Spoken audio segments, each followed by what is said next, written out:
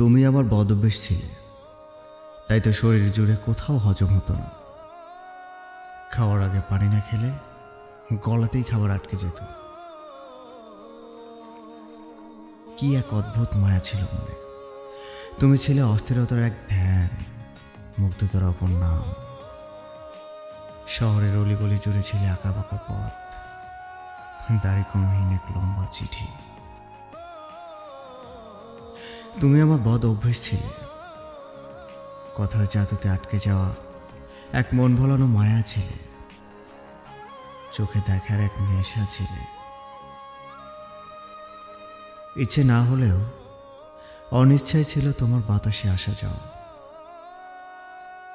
স্মৃতির বিড়ম্বনায় ফেলে চোখের কোণে জল ছিল। তুমি আমার ভীষণ বদ অভ্যেস ছিলে। অজানা স্বপ্নের মতো সুখময় ছিলে।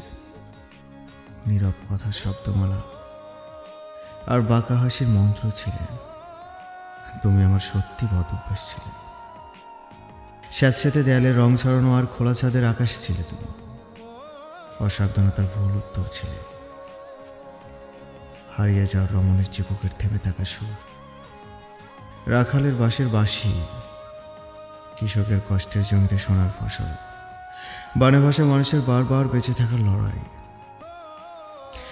সব বদঅভ্যাসের মতোই তুমি ছিলে আমার এই জীবন জুড়ে।